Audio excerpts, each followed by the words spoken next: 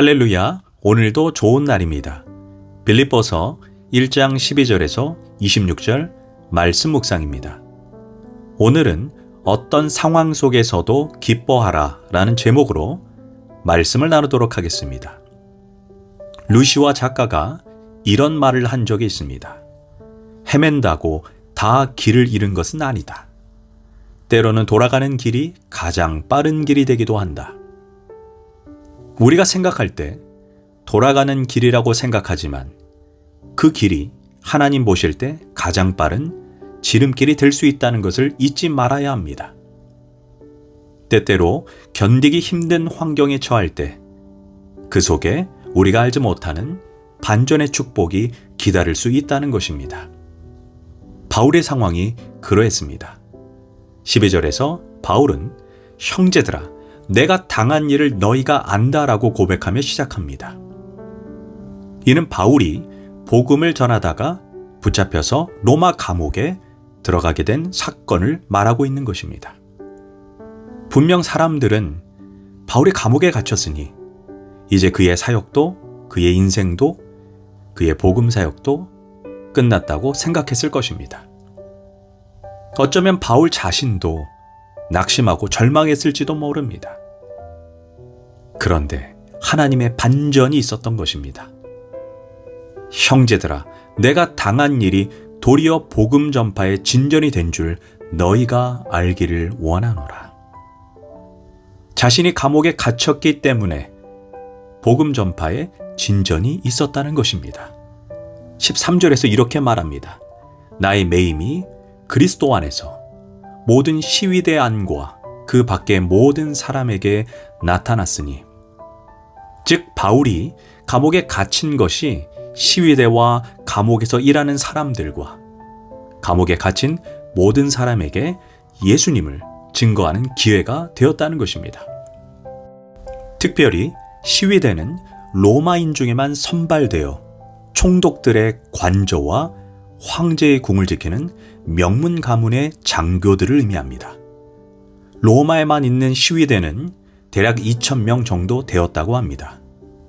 그러니까 2,000명이 되는 시위대 장교들, 즉 로마를 하루 종일 뛰어다닌다 해도 만날 수 없는 로마의 리더들에게 바울이 복음을 전하게 된 것입니다. 그 결과 어떻게 되었습니까?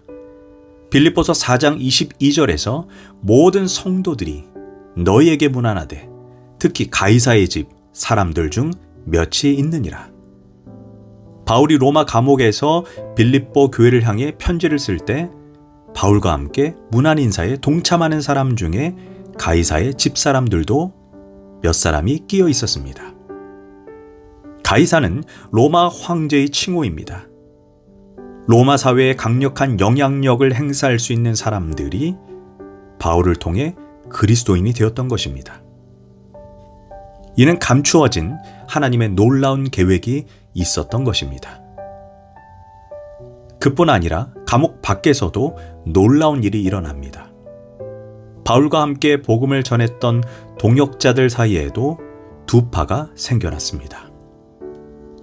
한 부류는 평소에 바울을 시기했던 사람들로 바울이 감옥에 있는 동안 자신들의 이름을 널리 알리기 위해 열심히 복음을 전했습니다.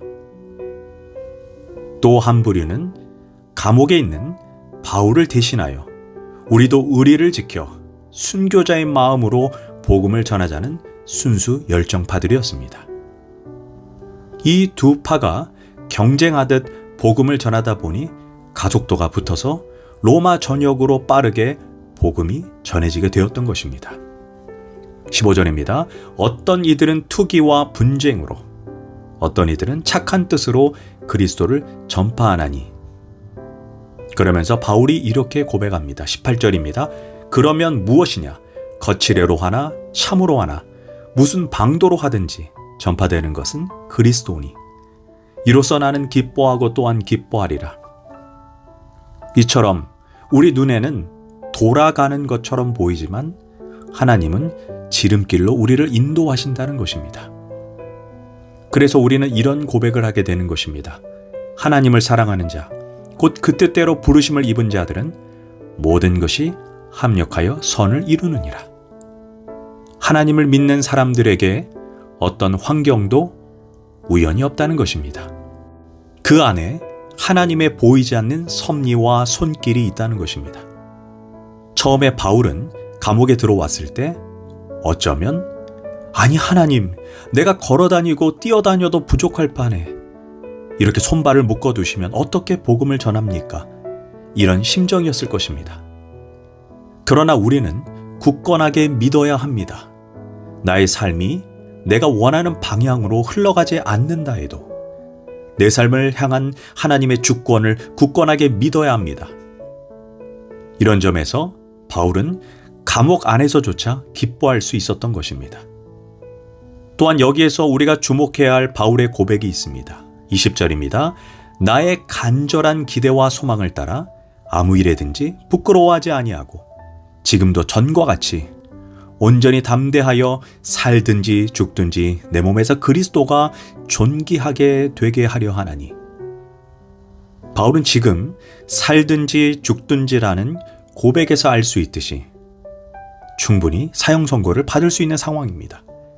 그 당시 로마 황제는 기독교인을 가장 잔혹하게 핍박한 네로였습니다.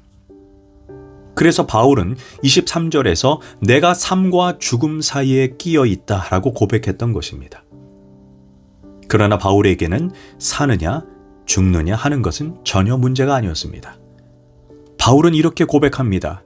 살든지 죽든지 내 몸에서 그리스도가 존귀하게 되게 하려 하나니. 바울에게 중요한 것은 자기 몸에서 오직 예수 그리스도가 존귀하게 되는 것입니다. 그것만이 바울의 유일한 관심사였습니다. 바울은 왜 죽음을 문제 삼지 않았을까요? 바울은 이렇게 말합니다. 내가 그 둘 사이에 끼어 있으니 차라리 세상을 떠나서 그리스도와 함께 있는 것이 훨씬 더 좋은 일이라. 즉 그리스도인에게 있어 죽음은 육체를 떠나 영원히 주님과 함께 거하는 것입니다.